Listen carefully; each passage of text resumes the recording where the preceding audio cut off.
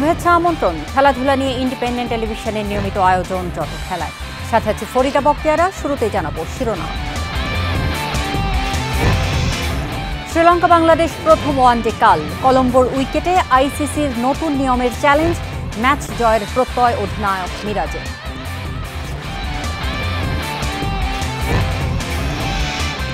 ট্রায়ালে অংশ নেয়া প্রবাসী ফুটবলারদের নিয়ে দীর্ঘমেয়াদী পরিকল্পনা বাফুফে। অনূর্ধ্ব 23 দলের ক্যাম্পে সুযোগ হতে পারে কয়েকজনের।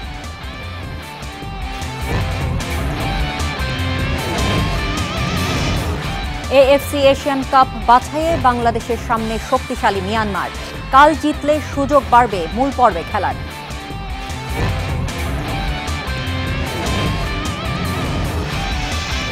ফিফা ক্লাব ওয়ার্ল্ড কাপ থেকে ছিটকে গেল giant man city inter Milan. Quarter ফাইনালে আল হিলাল ফ্লুমিনেন্স।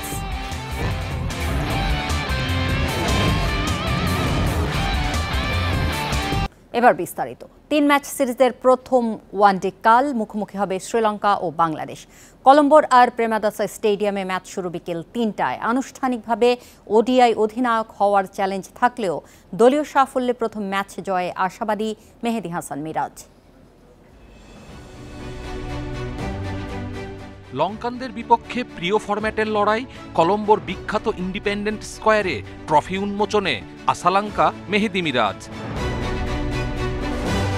ওয়ানডেতে যে কোনো প্রতিপক্ষকে যে কোনো সময় যে কোনো ভেন্যুতে হারাতে পারে বাংলাদেশ। সেখানে শ্রীলঙ্কার বিপক্ষেই 12টি জয় মনোবল বাড়াবে টাইগারদের। কলম্বোর প্রেমাদাসায় দারুণ কিছুর প্রত্যাশা দলের। তো আমরা এখন যে স্টেজে আছি, আমাদের টার্গেটটা এটাই থাকবে যে আমরা যেন সরাসরি ওয়ার্ল্ড কাপ খেলতে পারি, এবং তার জন্য আমাদের যতগুলো ম্যাচ জিততে হবে এবং সিরিজ জিততে হবে, এটা খুব ইম্পর্টেন্ট। এখানে আমরা জানি, কয়েকদিন প্র্যাকটিস করেছি কন্ডিশনটা কীরকম আছে। সো ওভারঅল আমাদের একটা ভালো একটা আইডিয়া হয়েছে। 2 নতুন বলে প্রথম 34 ওভার, আর বেছে নেয়া 1 বলে শেষ 16 ওভার।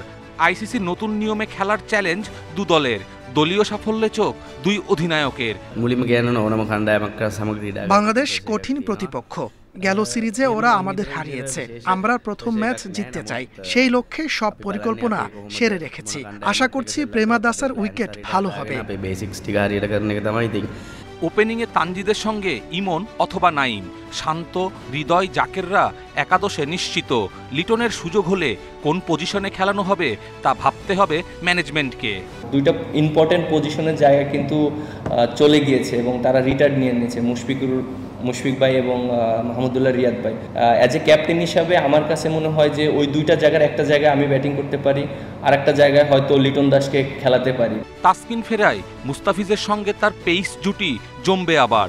স্পিনে মিরাজ, রিশাদের সঙ্গী হতে পারেন তানভীর। ডাহাতি, বাঁহাতি আর লেগির দারুণ বৈচিত্র্য এখানে। নিজের মাঠে শ্রীলঙ্কা ভয়ঙ্কর। প্রেমাদাসায় সবশেষ 7 ওয়ানডের 6টিতেই জয় আত্মবিশ্বাস বাড়াচ্ছে লঙ্কানদের। সেরা কম্বিনেশন নিয়ে একাদশ সাজাবে স্বাগতিকরা। Kapil Pal, independent news. Australia ডারউইনে টপ অ্যান্ড টি20 সিরিজ খেলতে দল পাঠাচ্ছে বিসিবি। তবে এবারের আসরে হাই পারফরমেন্সের জায়গায় অংশ নেবে বাংলাদেশ এ দল, জানিয়েছে বোর্ড। এই টুর্নামেন্টের আয়োজক অস্ট্রেলিয়ার উত্তরের রাজ্য নর্দার্ন টেরিটরির আঞ্চলিক ক্রিকেট বোর্ড। মোট 11টি দল নিয়ে হবে এবারের আসর। সব দল এখনও চূড়ান্ত হয়নি। তবে বাংলাদেশ এ দল, পাকিস্তান শাহিনস ও নেপাল জাতীয় দলের খেলার বিষয়টি চূড়ান্ত হয়েছে। আসরের পূর্ণাঙ্গ সূচি না হলেও 14 আগস্ট ডারউইনে টিআইও স্টেডিয়ামে হবে উদ্বোধনী ম্যাচ, যেখানে বাংলাদেশ এ দলের প্রতিপক্ষ পাকিস্তান শাহিনস। দ্বিতীয়বার এই সিরিজে অংশ নিতে যাচ্ছে বাংলাদেশ। গেল বছর এই আসর খেলতে হাই পারফরমেন্স দল পাঠিয়েছিল বিসিবি।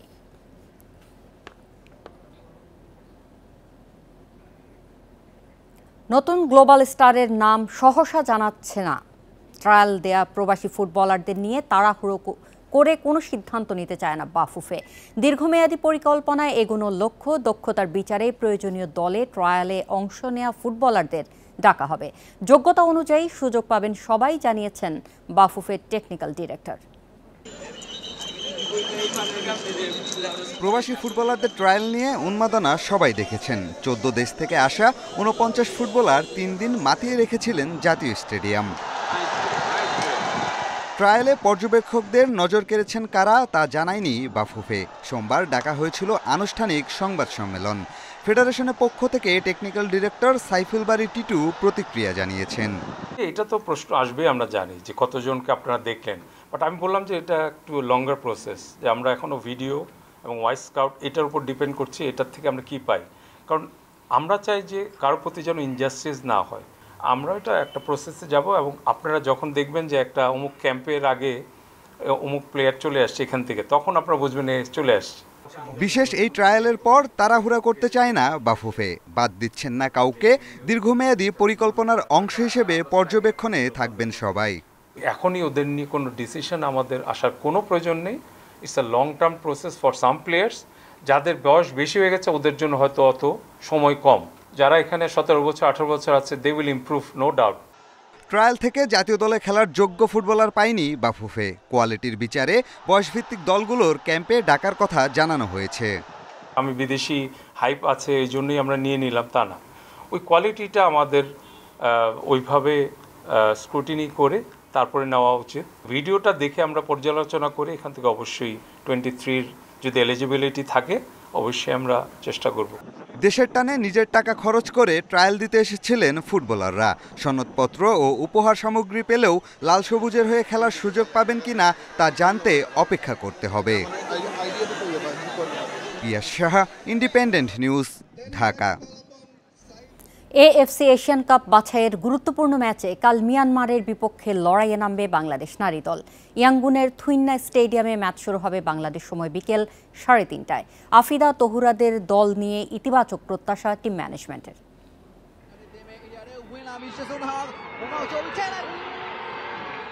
ফিফা র্যাঙ্কিংয়ে 36 ধাপ এগিয়ে থাকা বাহরাইনকে 7-0 গোলে বিধ্বস্ত করে এএফসি এশিয়ান কাপ বাছাই শুরু বাংলাদেশের মেয়েদের।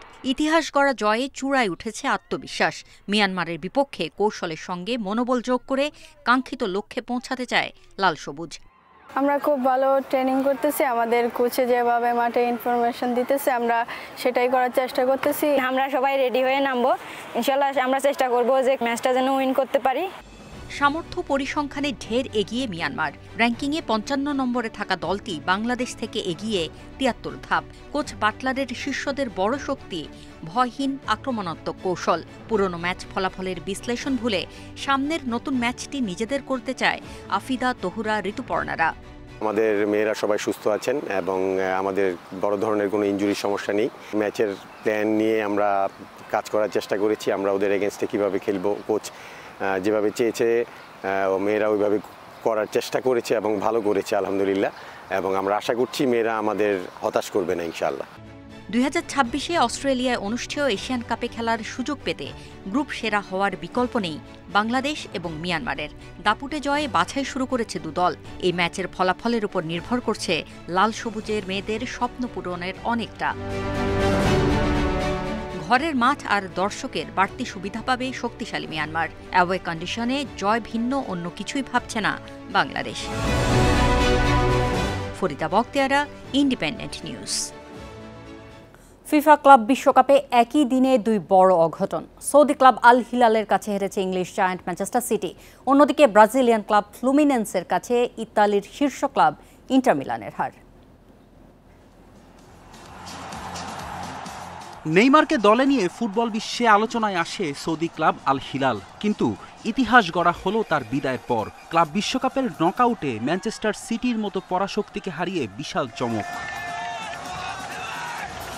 ফ্লোরিডায় শুরুটা কিন্তু বড় দলের মতোই ছিল সিটির। বার্নার্ডো সিলভার গোলে মাত্র 9 মিনিটে এগিয়ে যায় গার্দিওলার দল। দাপুটে ফুটবলে প্রথমার্ধ সিটিজেনদেরই, 1 গোলে এগিয়ে থেকে বিরতিতে যায়। তবে দ্বিতীয়ার্ধে দৃশ্যপটে বদল। বিরতির পরপরই লিওনার্দোর গোলে সমতায় ফেরে হিলাল। 6 মিনিটের ব্যবধানে ম্যালকম গোল করলে এগিয়ে যায় সৌদি ক্লাবটি। এরপর হালান্ডের গোলে স্বস্তি ফেরে সিটিজেন শিবিরে। নির্ধারিত সময়ে খেলা 2-2 গোলে ড্র হয় ম্যাচ গড়ায় অতিরিক্ত সময়ে। সেখানেও টান টান উত্তেজনা। হিলালের পক্ষে কুলিবালি গোল দেওয়ার পর পাল্টা গোলে সিটিকে সমতায় ফেরান ফিল ফোডেন। তবে 112 মিনিটে লিওনার্দো জোড়া পূর্ণ করলে শেষ পর্যন্ত হিলালেরই জয় হয়। এটা মুসলিম বিশ্বের জন্য বিশাল পাওয়া। আমরা ইতিহাস গড়েছি, আমাদের দল নিয়ে গর্বিত। আসরের ফাইনাল খেলতে চাই। হিলাল সমর্থকদের বাঁধভাঙা উল্লাস এখন চারদিকে। এই জয় অবিশ্বাস্য। আমরা বুনোকে ভালোবাসি, আল হিলালকে ভালোবাসি। অভিনন্দন জানাই প্রিয় দলকে। এদিকে নর্থ ক্যারোলাইনায় ইন্টার মিলানকে হতাশায় ডুবিয়েছে ফ্লুমিনেন্সে। ম্যাচের শুরুতেই ইন্টারের বিপক্ষে এগিয়ে যায় ফ্লুমিনেন্সে, লিড এনে দেন জার্মান কেনো। আর খেলার একদম শেষ মুহূর্তে হারকিউলিসের গোলে 2-0 ব্যবধানে জয় নিয়ে মাঠ ছাড়ে ফ্লুমিনেন্সে। দ্বিতীয় ব্রাজিলিয়ান ক্লাব হিসেবে কোয়ার্টারে জায়গা করে নিয়েছে ফ্লুমিনেন্সে। এর আগে আরেক ব্রাজিলিয়ান ক্লাব পালমেইরাস আসরের শেষ 8-এ ওঠে। ফেরদৌস ইসলাম, ইন্ডিপেন্ডেন্ট নিউজ। বুলাও টেস্টে সাউথ আফ্রিকার বিপক্ষে 328 রানের রেকর্ড ব্যবধানে হেরেছে জিম্বাবুয়ে। 537 রানের লক্ষ্য তাড়া করতে নেমে 208 রানে অল আউট ক্রেগ অরভিনের দল। 1 উইকেটে 32 রান নিয়ে চতুর্থ দিন শুরু করে 82 রান তুলতেই 6 উইকেট হারায় জিম্বাবুয়ে। অরভিন ও মাসাকাজার 83 রানের জুটিতে দ্বিতীয় সেশনে যায়। করবিন বস নেন 5 উইকেট। জিম্বাবুয়ের 33 বছরের টেস্ট ইতিহাসে এটাই তাদের সবচেয়ে বড় ব্যবধানে হার। প্রতিপক্ষকে লজ্জার রেকর্ড দিয়ে সিরিজে 1-0 এগিয়ে সাউথ আফ্রিকা। এর আগে জিম্বাবুয়ের বড় হার ছিল 315 রানের ব্যবধানে। 2002 সালের সে ম্যাচে লঙ্কানদের কাছে বিধ্বস্ত হয়েছিল।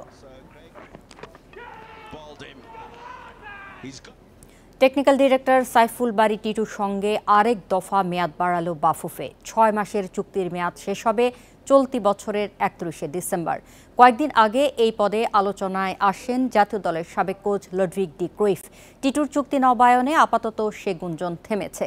তবে এই পদে বিদেশি খুঁজছে বাফুফে। ডিসেম্বরের মধ্যে জুৎসুই কাউকে পাওয়া গেলে টিটুকে অন্য কোনো গুরুত্বপূর্ণ পদে দেওয়ার সম্ভাবনা জোরালো। টেকনিক্যাল ডিরেক্টর হিসেবে টিটু প্রথম চুক্তিবদ্ধ হয়েছিলেন 2024 সালে। তারপর বাফুফে নির্বাচিত তাভিদ আউয়ালের কমিটিও তাঁকে দ্বিতীয় মেয়াদে চুক্তিবদ্ধ করে।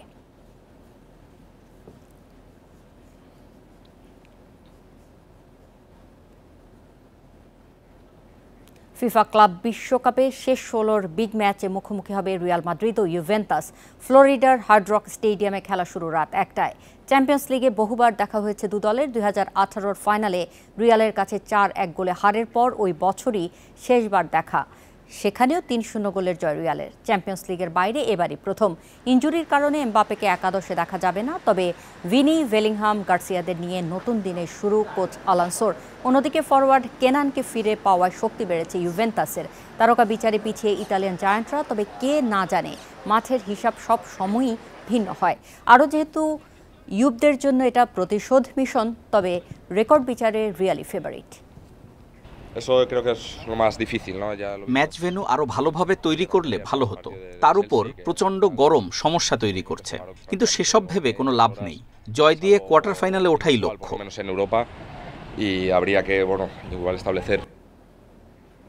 এই ছিল আজকের যত খেলায়। ইন্ডিপেন্ডেন্ট টেলিভিশনের সব খবর বিস্তারিত জানতে চোখ রাখুন ফেসবুক, ইউটিউব ও এক্সে। আমন্ত্রণ পরের আয়োজনে।